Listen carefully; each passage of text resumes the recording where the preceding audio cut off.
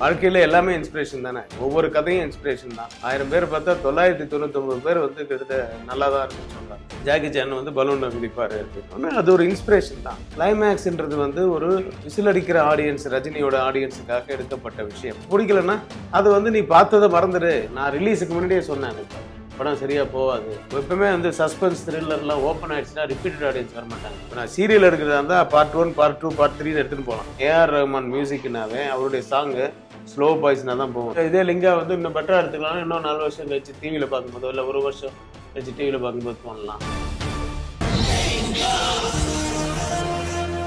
ஆக்சுவலாக லிங்கா படம் வந்து யூஸ்வலான ஒரு ரஜினி சார் படத்தை விட கொஞ்சம் வித்தியாசமான ஒரு படம் அப்படின்றது எல்லாருமே ஒத்துக்கிட்டு அதை பாராட்டிட்டு இருக்காங்க. அந்த படத்தினுடைய மெயின் கதைன்னு பார்த்தீங்கன்னா லிங்கேஸ்வரன். அது ஒரு பென்னி குயிக்கனுடைய ஒரு இன்ஸ்பிரேஷன் அப்படின்னு தான் சொல்லணும். அது வந்து பென்னி குயிக்கனுடைய கதை வேறு. ஆனால் அதனுடைய இன்ஸ்பிரேஷன் ஒருத்தர் வந்து வாழ்க்கையே தியாகம் பண்ணி ஒரு ஊர் மக்களுக்காக ஒரு நல்லது செஞ்ச ஒரு மேட்டர். இந்த கேரக்டர் வந்து ரஜினி சாருக்கு சூட்டபுளாக இருக்கும்ன்றது தான் எங்களுடைய அபிப்பிராயம். ரொம்ப ஒரு மாதிரி ட்ரை சப்ஜெக்டாகவும் போகக்கூடாது.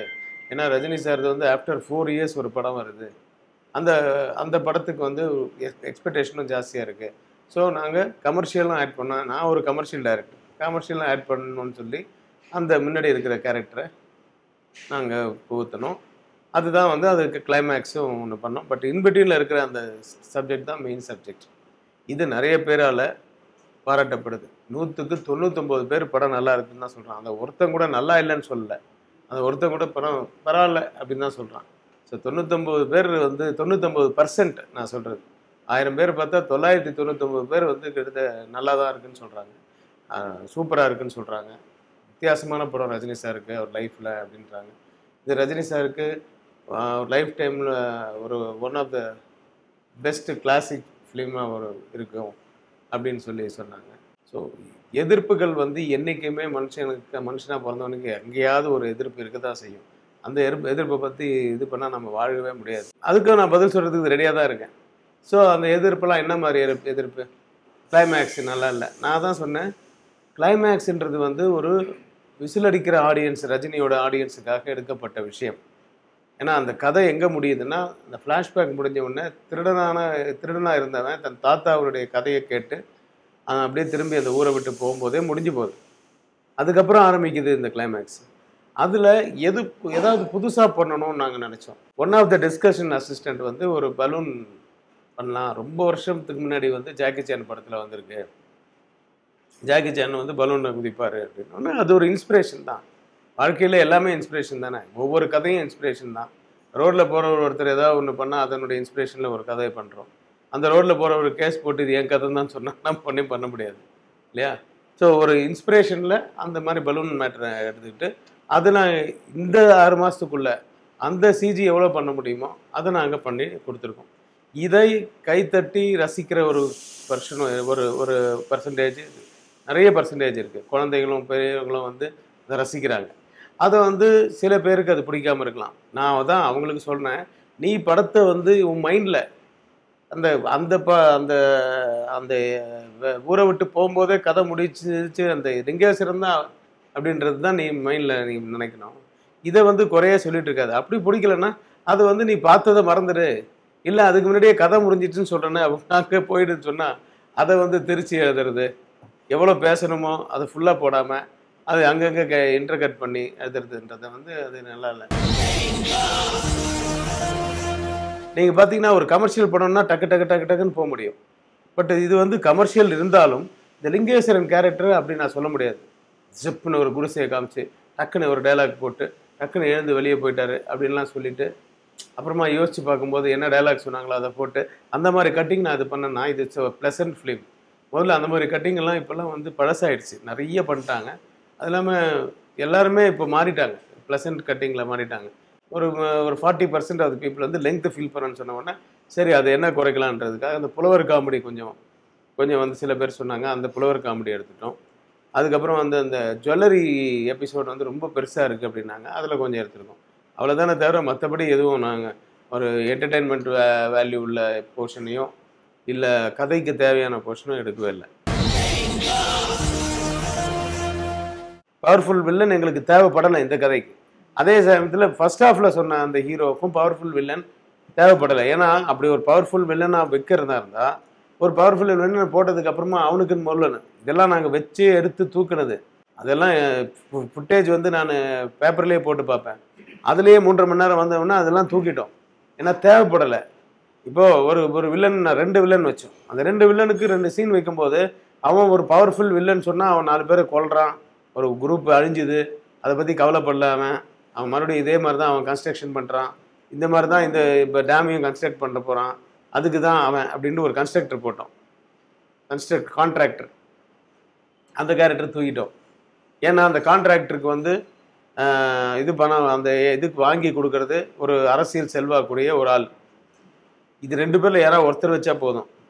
ஏன்னா நமக்கு அவங்களுக்கு சீன் இல்லை. இந்த சீன் எல்லாம் இப்போ எஸ்டாப்ளிஷ் பண்ணியிருந்தா அவனுடைய கதையை வேற சொல்லணும், அதுக்கு ஃபுட்டேஜ் இல்லை. இப்போ நான் சீரியல் எடுக்கிறதா இருந்தால் பார்ட் 1 பார்ட் 2 பார்ட் 3ன்னு எடுத்துகிட்டு போகலாம். இது ஒரே கதையிலே எல்லாத்தையும் சொல்லணும். ஸோ எவ்வளோ தேவையோ அவ்வளோதான் சொல்ல முடியும். இந்த படத்தை பொறுத்த வரைக்கும் ஷெட்யூல் போகிறதுக்கு முன்னாடி யாருமே இது வரைக்கும் பண்ணாத விஷயம். ஷெட்யூல் போகிறதுக்கு முன்னாடி ஃபஸ்ட்டு நான் வந்து ரிவர்ஸில் ஒர்க் பண்ண ஆரம்பிச்சேன். ரிலீஸ் இந்த டேட், ஸோ அதுக்கு முன்னாடி ஓவர்சீஸ் இந்த டேட்டில் கொடுக்கணும், அதுக்கு முன்னாடி இத்தனாம் தேதிக்குள்ளே சென்சார் வாங்கணும், ஸோ அதுக்கு முன்னாடி ரீரெக்கார்டிங் முடிக்கணும், அதுக்கு முன்னாடி ஃபைனல் மிக்ஸ் முடிக்கணும் அப்படின்னு ரிவர்ஸில் ஒர்க் பண்ணிட்டு வந்து ஸோ இந்த டேட்டுக்குள்ளே ஷூட்டிங் முடிக்கணும். அப்போ இந்த டேட்டுக்குள்ளே ஃபஸ்ட் ஷெட்யூல் முடிக்கணும், செகண்ட் ஷெட்யூல் முடிக்கணும். ஏன்னா இதெல்லாம் சிஜி ஒர்க்கு, இதை முதல்ல பண்ணணும். இப்படி பிளான் பண்ணிட்டு அதுக்கப்புறமா ஷெட்யூல் போடுறோம். இந்த ஷெட்யூலுக்கு இந்த கேரக்டர்ஸ் வேணும்.